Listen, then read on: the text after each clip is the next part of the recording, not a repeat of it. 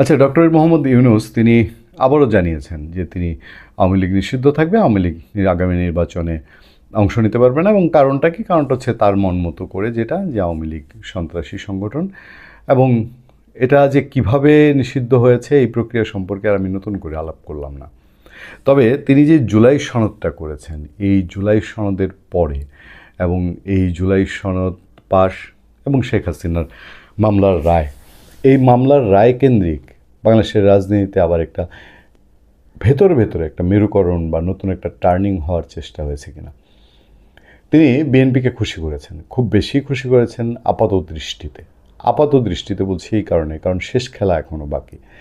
আপাত দৃষ্টিতে তিনি বিএনপির দাবি অনুযায়ী একই দিনে গণভোট মেনে নিয়েছেন, কিন্তু সেই গণভোটের যে কি প্যাচাল, কি জটিলতা, সেটা জাতি আস্তে আস্তে বুঝতে পারছে।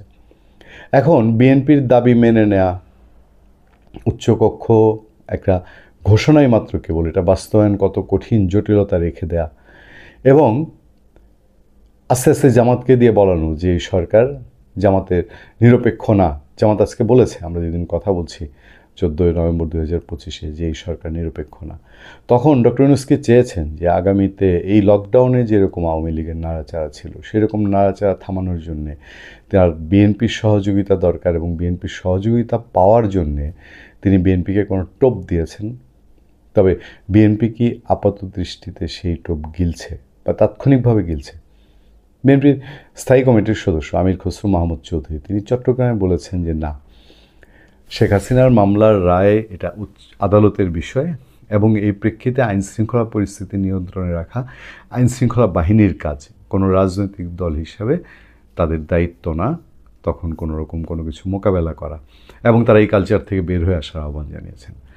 তার মানে কি, সরকার যদি রাজপথে, এর আগে আমরা দেখেছি 13 তারিখের লকডাউন কেন্দ্র করেও যুবদল, ছাত্রদল, বিএনপি কিছু মাস পথে ছিল। আমির হোসেন মাহমুদ চৌধুরীর বক্তব্য মানে পথে একেবারে থাকবে না তা না, কিন্তু 13 তারিখের রাত্রে আমি একটা আলোচনা আপনাদেরকে বলেছিলাম, বিএনপি এখন ধরি মাছ না ছুঁই পানি স্টাইলে চলতে চায়। বিএনপি গত এক বছরে যেভাবে আওয়ামী লীগের উপরে চড়াও ছিল, সেই চড়াও হলে তার জন্য যে হিতে বিপরীত হচ্ছে এটা বুঝতে পারছে। আবার ডক্টর ইউনূসকে লোক দেখানো কিছু যদি ভূমিকা না রাখে, তাহলে ডক্টর ইউনূসকে আবার পুরোপুরি তারা খেপাতে চায় না। আমি কিন্তু 6 মাস ধরে আপনাদেরকে বলছি যে বিএনপি চূড়ান্ত পর্যায়ে কখনোই ডক্টর ইউনূসের সঙ্গে বিরুদ্ধে যাবে না। আমি এখনও সেই অবস্থানে আছি, এবং তার ফল হিসাবে তাকে কিছু কিছু মাঠে দেখাতে হবে, আবার একেবারে ঘাটে ঘাটে পাড়ায় তার ইউনিট দিয়ে আওয়ামী লীগ খোঁজা, আওয়ামী লীগের বিরুদ্ধে আওয়ামী লীগ যেন তার কোনো কর্মসূচিতে মানে বিন্দু পরিমাণ কোনো কর্মী নড়তে না পারে, এই সিচুয়েশানটা বোধহয় অত একটা চায় না। কারণ এর মধ্যে তাদের ফরিদপুরে কিছু একটা তিক্ত অভিজ্ঞতা হয়েছে।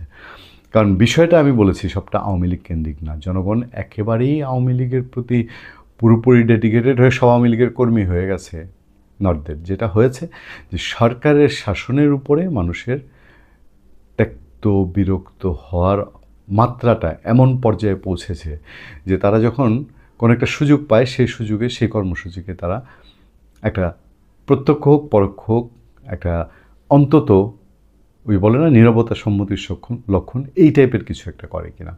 যাক, বিএনপি আগামী 17 তারিখ এবং এর পরে নির্বাচন পর্যন্ত, মানে নির্বাচনটা যদি ডিউ টাইমে হয়, যেটা ডক্টর ইউনূস চাচ্ছেন যে কোনো না কোনোভাবে নির্বাচনটা অনুষ্ঠান করে আওয়ামী লীগের অবস্থানটা তার জীবনে অন্তত আওয়ামী লীগকে যেন সঠিকভাবে কোমর সোজা করে দাঁড়াতে না পারে, অন্তত এই ভাবনাই তো তাদের মধ্যে আছে, তাদের কার্যক্রমে এটা বোঝা যায়। তো সেইটা করার জন্য তার বিএনপির সহযোগিতা দরকার, কিন্তু বিএনপি এখন ব্লাইন্ড চেক এখানে দিবে কিনা সেইটা বোধহয় খুব চোখ বন্ধ করে বলা যাচ্ছে না। ভালো থাকবেন, সুস্থ থাকবেন। আপনার সাথে আমি আতিক রহমান, পূর্ণিয়া।